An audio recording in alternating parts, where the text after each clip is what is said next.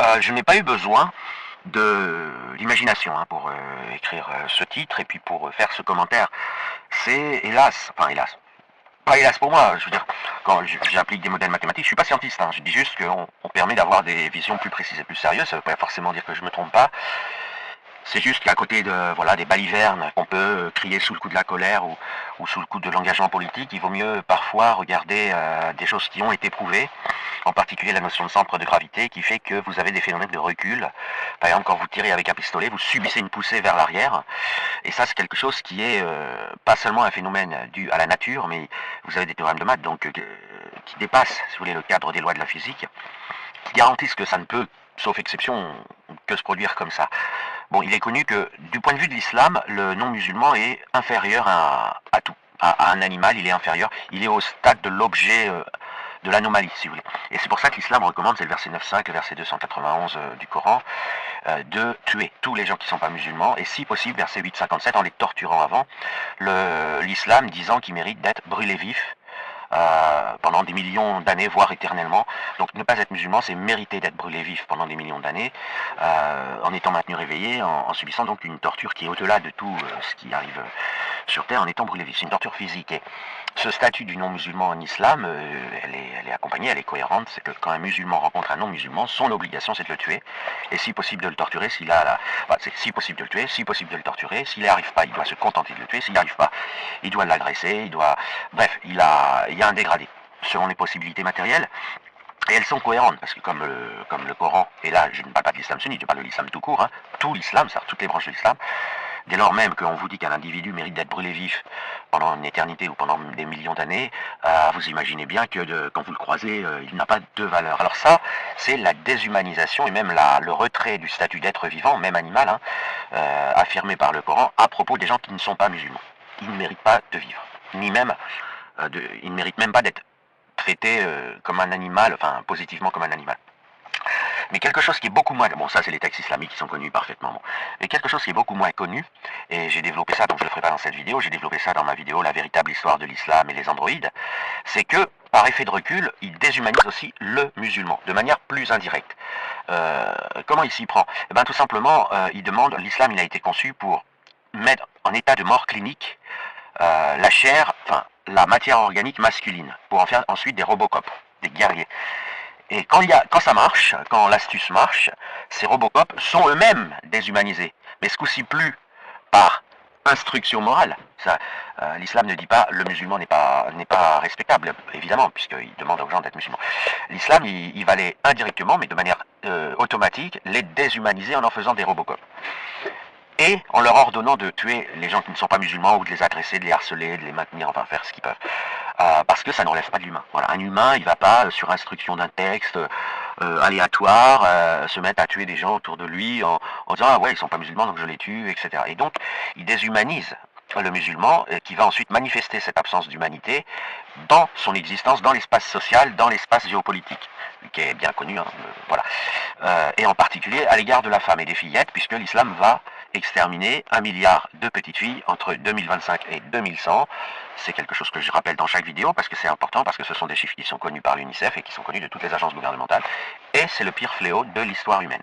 Pour donner un ordre de grandeur, la Shoah d'Hitler, c'était 6 millions de personnes exterminées systématiquement. L'islam, c'est presque 1000 fois plus, c'est 200 fois plus entre aujourd'hui et 2100. Et ramené par unité de temps, l'islam commet 2 Shoahs par an. Donc, bien sûr, il déshumanise ses victimes, mais il déshumanise aussi ses auteurs, les musulmans, qui décident d'obéir à l'islam. Parce que je rappelle que c'est compliqué, il y a plein de gens qui sont obligés de dire qu'ils sont musulmans à cause de leur environnement, mais qui ne le sont pas. Mais ils ne peuvent pas le dire, parce que sinon ils sont tués. Voilà, et donc ça a des conséquences à tous les niveaux. Par exemple, vous prenez les petits jeunes de cité, ils sont en grande, peut-être pas majorité, bon je sais pas, les pourcentages on les connaît pas exactement, mais enfin en proportion importante, qui est peut-être pas plus de 50%, mais qui en tout cas doit dépasser les 20%, des grands fans de Mohamed Merah. J'invite les gens qui ne le connaissent pas, les jeunes, à aller voir ce qu'il a fait et la monstruosité de cette personne. Ils vont, ce faisant, donc ils ont des t-shirts avec Mohamed Merah écrit dessus, ils ont Ben Laden, tout ça, enfin voilà. Alors, l'islamo-gauchisme essaye de leur trouver une excuse en disant ce sont des jeunes qui s'amusent, ça leur passera, bon. C'est faux, mais je ne vais pas développer. Quand il se transforme comme ça en Mohamed Merah, au niveau de la stylistique, vis-à-vis d'une intelligence artificielle ou vis-à-vis d'un être humain extérieur qui va devoir appliquer des algorithmes et les gérer, ils vont rendre indiscernable ce qu'ils sont de ce qu'était Mohamed Merah. Et c'est ce qu'ils veulent. Et donc, je vais prendre l'affaire de Naël par exemple, le policier, mais si à la place du policier il y avait eu une intelligence, le policier il tremblait, il était terrorisé par ce petit Mohamed Merah qu'il voyait devant lui, mais une intelligence artificielle, sans trembler, sans avoir peur, aurait probablement agi comme le policier qui a été obligé d'abattre ce petit Mohamed Merah apparent.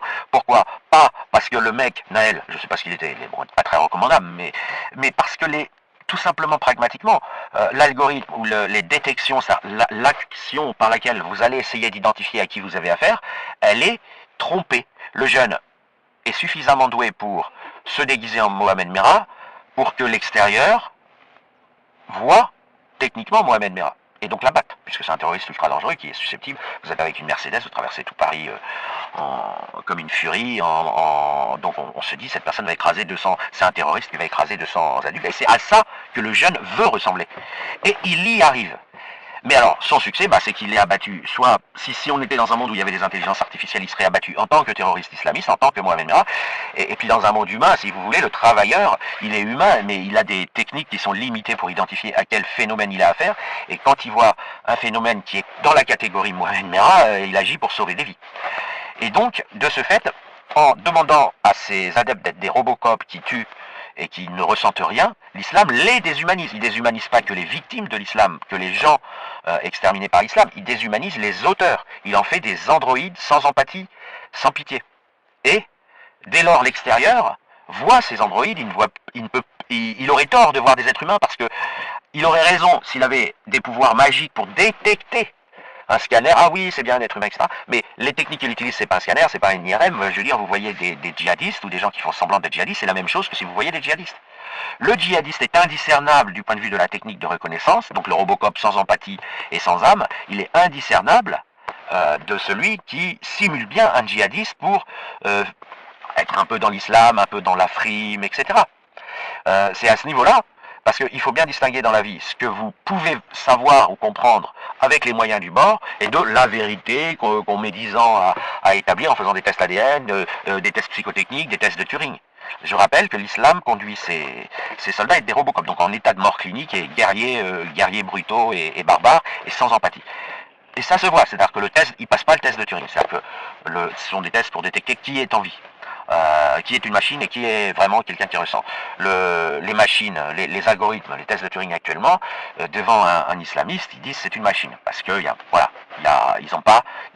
y a zéro détection de sensibilité, d'humanité, de ressenti, de sincérité. Ça n'existe plus chez l'islamiste, chez le djihadiste. Ils ont tout voué au Coran, à la Sunna, et donc à ce que, de leur point de vue, la notion principale c'est la force, le reste c'est rien. Donc ils passent pas le test de Turing. Donc qu'est-ce que vous voulez que fassent les gens? Qu'ils consultent une boule de cristal ou qu'ils appuient sur pause dans le film de la réalité et disent attendez, cet apparent terroriste, on va appuyer sur pause, on va l'extirper, on va faire des IRM et tout, on va faire un mois de test pour voir s'il est encore en vie ou si c'est un monstre mécanique. Et puis il est encore en vie, donc paf, on va le remettre dans la voiture ou le remettre en train de faire du brigandage, de la délinquance islamique. Et puis on va dire bon, on sait maintenant que c'est un être humain et non pas un monstre, ne l'abattons pas, essayons de l'arrêter gentiment. Vous voyez, c'est pas possible, c'est tout simplement pas possible, parce qu'on peut pas les faire ces tests. Et cette déshumanisation des musulmans par l'islam, elle est à prendre en compte, pas pour les excuser. Je suis pas en train de trouver des excuses, je suis en train de décrire un processus d'indiscernabilité. C'est-à-dire qu'une fois qu'il a déshumanisé ses soldats, l'islam, vous avez un triangle. L'islam déshumanise ses soldats, il déshumanise par mécanique, il déshumanise les non-musulmans, les gens qui refusent l'islam, qui refusent de se soumettre à l'islam par dogme, par affirmation du Coran, et du coup l'environnement, les non-musulmans, eux, ont affaire à des robots, des androïdes qui ne ressentent rien, Daesh, les talibans, les mollahs iraniens, enfin tous les gens qui sont des robots, et il les déshumanise aussi. Donc tout le monde déshumanise tout le monde dans cette histoire. Mais il faut comprendre qu'il y a deux déshumanisations qui proviennent de l'islam. La déshumanisation des non-musulmans, mais la déshumanisation mécanique et non par instruction dogmatique des musulmans.